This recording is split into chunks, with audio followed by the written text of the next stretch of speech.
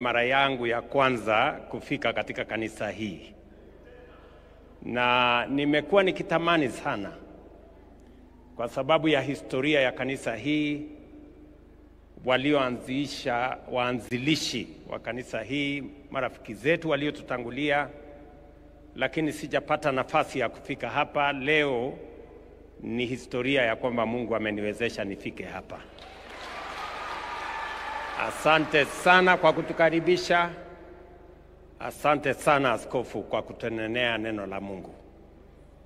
Na kwenu waumini wa Kristo wa hapa, asanteni sana kwa kutukaribisha. Mimi nitasema kwa kifupi kwa sababu ndugu zangu hawa walionena mbele yangu wameongea kwa kirefu. Na vile wewe askofu ni kiongozi ya wale wachungaji na pastors, mimi pia ndio kiongozi ya hawa. Gavana, MCA, hii ni jeshi yangu pia. Na kama kuna mahali wamekosea, wakulaumiwa ni mimi, kwa sababu ndio timu yangu. Mimi nataka niwashukuru sana, na nimemshukuru Mungu zaidi kwa sababu ya vile nimeona bidii yenu katika kanisa hii, na nimeona ni mahali ambapo ni pa bottom up. Nimeona watu wa hapa ni watu wa bottom up, kwa sababu kiongozi wa kanisa amesema wakaaji wengi, washiriki wengi wa kanisa hii ni wakaaji wa hapa. Na mimi nawashukuru sana kwa sababu mimi niko na uhusiano na watu wa bottom up. Kwanza ningependa kusema ya kwamba kwa neno la Mungu ambalo tumesomewa, askofu ametuambia majira ndio haya. This is the time ya kujenga kanisa la Mungu. Na mimi nakubaliana 100% ya kwamba this is the time ya kujenga kanisa la Mungu hapa Kibera na sehemu zingine zote. Na mimi nataka niwahakikishie ya kwamba hiyo kazi ya ujenzi wa kanisa la Mungu tutafanya kwa ushirikiano pamoja na wote ambao wako tayari tufanye kazi pamoja. Tukianzia kanisa hili lenu, nimepata kuambiwa ya kwamba pale nyuma iliharibika kwa sababu ya mambo ya post-election violence. Na tangu wakati huo haijajengwa vizuri. Mumekuwa mkikarabati sehemu baada ya nyingine. Lakini kwa sababu mimi nimefika hapa leo, mimi ni mwana AIC. Na kwa baraka ya Mungu mimi ndio kiongozi wa taifa hii. Basi hii kanisa sasa tutaifanya iwe mpya na tutashirikiana pamoja. So nitashirikiana na viongozi wenu, tukuje tuone ile kazi inahitajika hapa, na tutafanya kwa pamoja, na Mungu atatujalia kanisa hii iwe ni kanisa ambaye italeta baraka kwa watu wa sehemu hii ya Kibera. Sitaki kusema ya kwamba tutafanya namna gani, lakini tutafanya. Si ndio?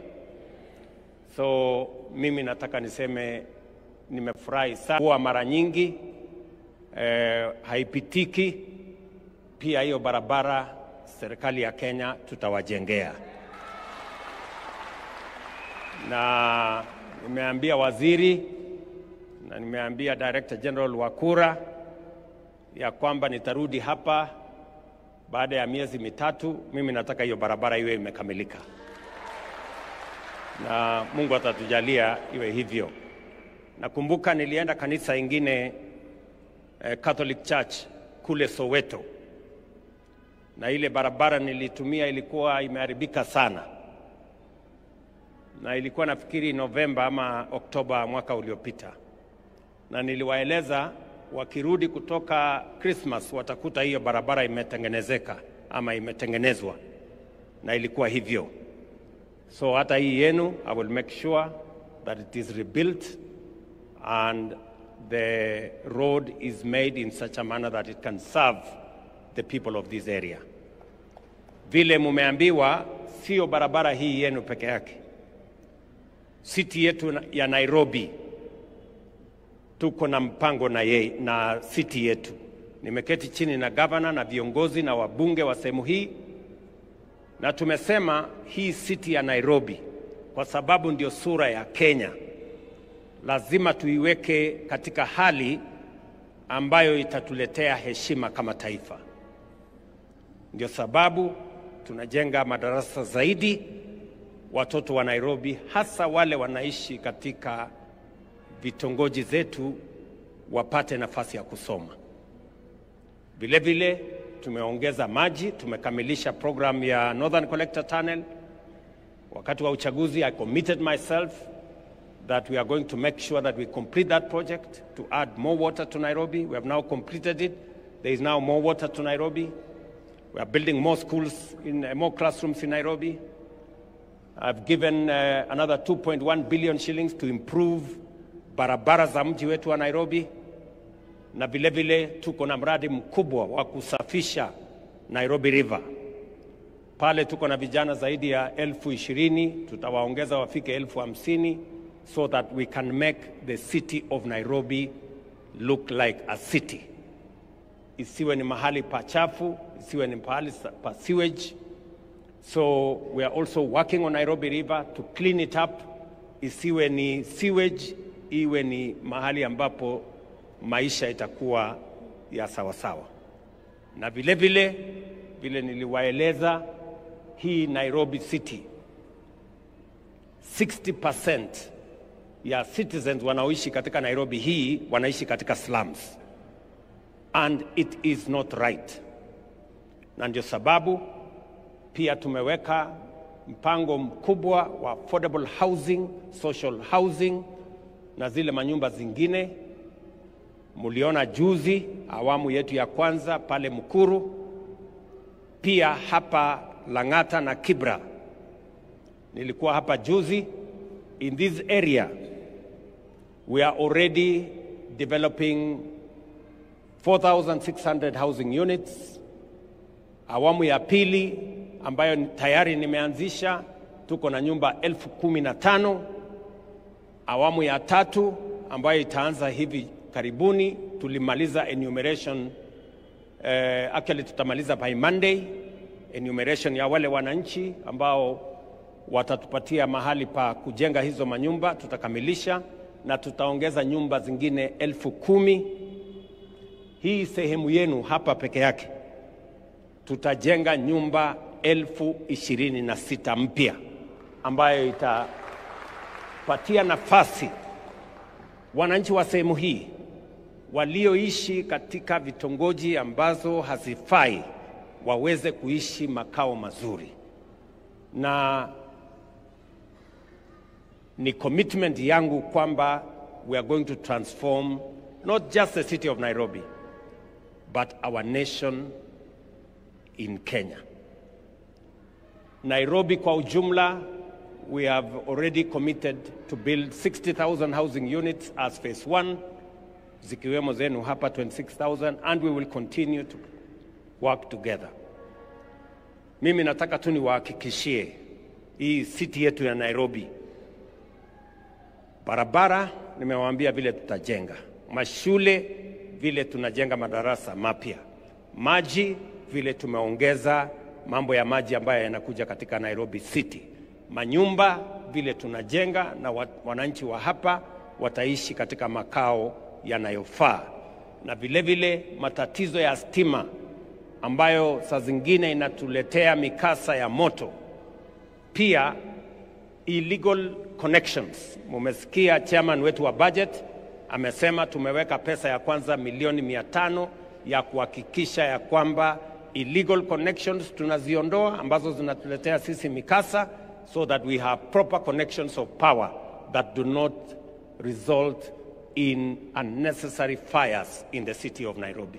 Kwa hivyo hiyo kazi tumeweka pesa sehemu hizo zote as part of lifting the city of Nairobi and making every citizen count in this city.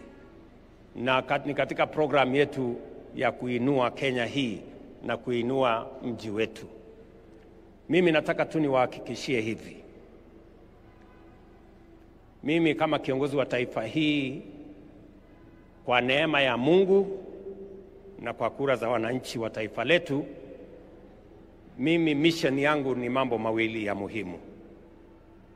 Jambo la kwanza ambalo ni la muhimu katika taifa letu la Kenya ni kuunganisha wananchi wote wa taifa letu la Kenya, kutoka jamii zote, kutoka mirengo zote, tuwaunganishe hata mbali na dini, ili tuwe na umoja, kwa sababu umoja ni nguvu.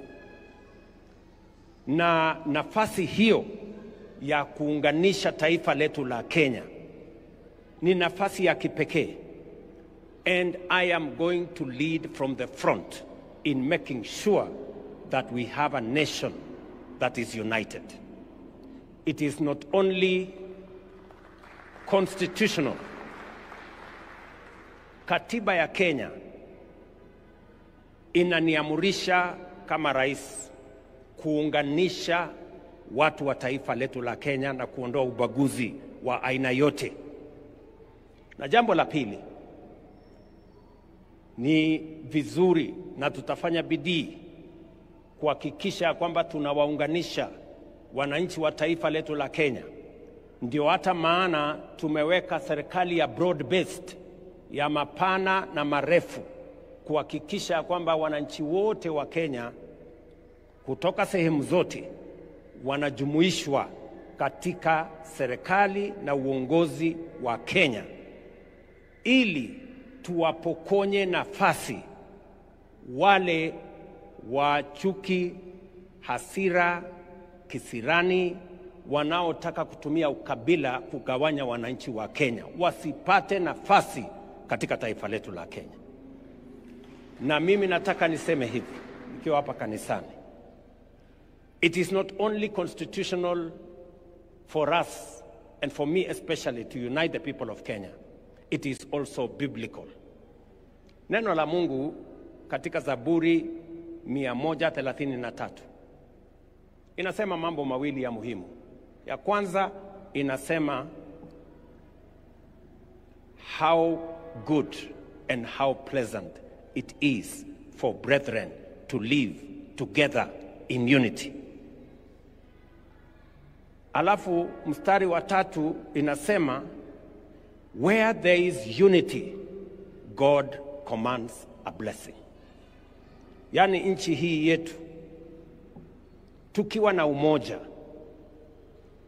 Mungu ataamurisha baraka katika taifa letu la Kenya. And that is why I am committed to the unity of this nation, so that God can command a blessing upon our nation. And we can walk together as citizens, brothers and sisters of one nation with a common destiny. Jambo la pili ambayo assignment mimi niko naye, because I told you I am a man on a mission. Number 1, to unify the people of Kenya. Na jambo la pili ni transformation ya nchi hii. Transformation ya Kenya, askofu vile umesema, majira ndio haya, wakati ndio huu, nafasi ndio hii, miaka ndio haya ya transformation ya taifa letu la Kenya. Na kwa mapenzi ya Mungu, hiyo assignment Mungu amenipatia ya transformation ya Kenya haitachelewa tena. Transformation ya kilimo ituzalishie chakula, ituondolee njaa na itupatie mapato na kutuongezea exports. Transformation ya elimu, walimu wapatikane kwa wingi, mtoto wa Kenya hata mmoja asibaki nyuma. Tuhakikishe watoto wetu wanapata elimu, kwa sababu elimu inatupa usawa.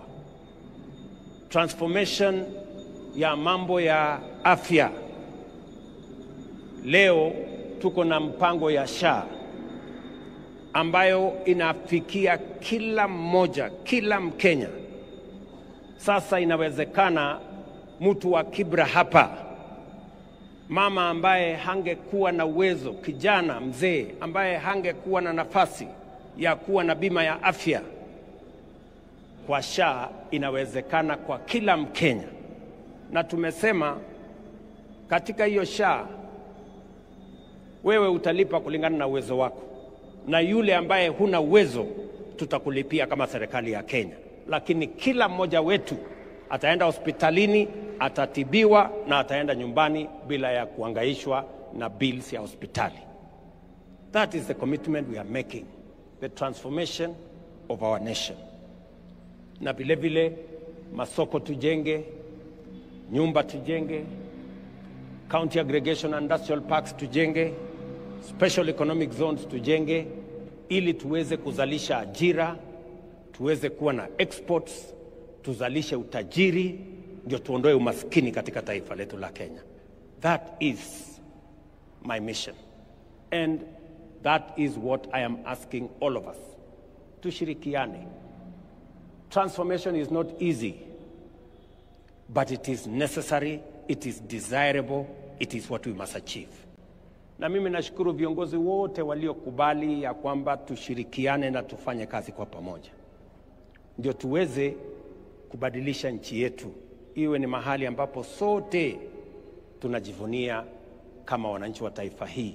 Kwa muda mrefu wachache wamejivunia, wengi wamevumilia.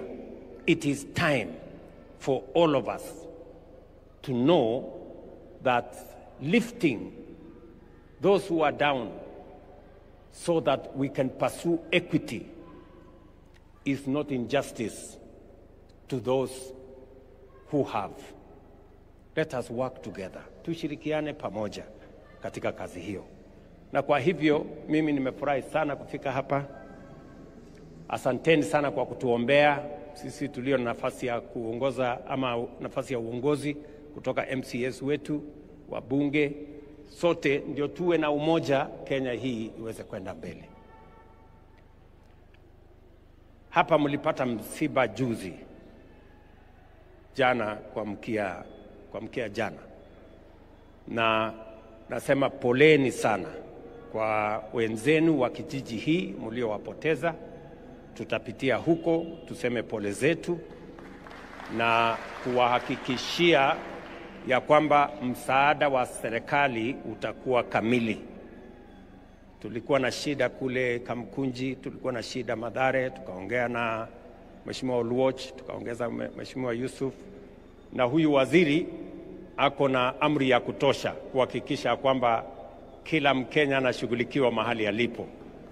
Na kwa sababu naona ni mtu wako na urefu wa kiasi, hawezi kupata kutizama kwamba kila mahali imefikiwa. Kwa hivyo asanteni sana. Nimefurahi sana kufika hapa AIC Kibera. Poleni nimechelewa, ningekuwa nimefika hapa mapema, lakini I think God's timing is the best. So tumefika hapa. Ndugu yangu Sakaja, asante sana kwa kushughulika na kwaya na wale wengine wote, na kwa sababu mimi ni rafiki yako na mimi ndio mtu wako, si ndio? Na mimi ni supporter wa huyu mjamaa. So naona uniform si mbaya sana, lakini we can make it better. We can have another we can have another pair of uniform.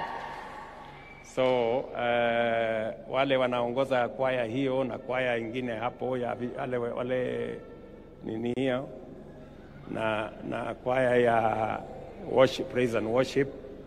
So nitakupatia shilingi 1,000,000 ufanye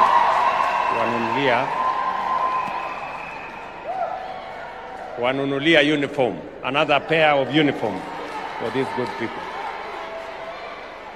so that you can continue to shine.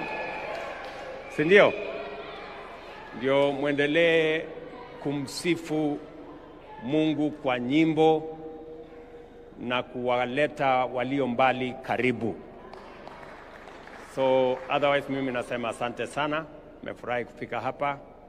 Mambo yale mengine yote tutasidi na kushirikiana na viongozi wetu wa hapa Nairobi, na taifa letu la Kenya is a blessed nation.